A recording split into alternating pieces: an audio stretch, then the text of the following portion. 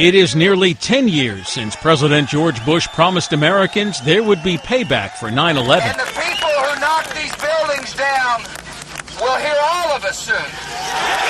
On a bright sunny day, much like it was on 9/11, President Barack Obama made his first trip to Ground Zero since taking office, just days after making good on that promise with the stunning announcement that Osama bin Laden had been killed.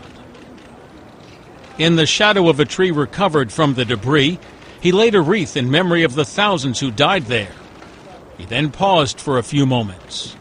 Less than a week after approving the mission that culminated in bin Laden's death, the president exchanged hugs and handshakes with 9/11 family members. Earlier, he visited the firehouse that lost the most men during the attacks and viewed a memorial to them. When we say we will never forget, we mean what we say. The president also met in private with other first responders and 9/11 family members.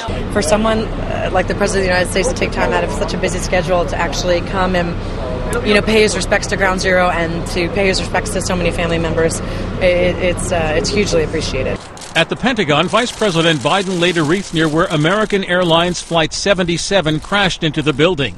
Meanwhile, the military story about how the raid that killed bin Laden played out is again changing.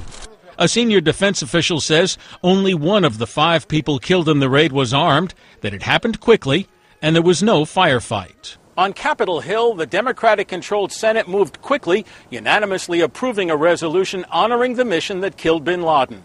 But so far, no action from the Republican-controlled House. GOP lawmakers say rules they enacted after they took power in January preclude spending time on what are considered congratulatory messages.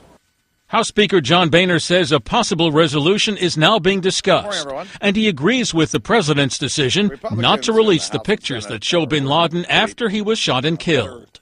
They've got more information available to them in terms of its impact, but I think they've made a responsible decision, and I support it. The killing of bin Laden is also prompting a bipartisan call for the administration to come up with an exit strategy for U.S. troops in Afghanistan.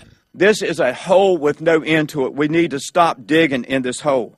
And to cap off what's been a great week for his presidency, the president meets Friday with some of those involved in the assault that killed bin Laden. Jerry Bodlander, Associated Press, at the White House.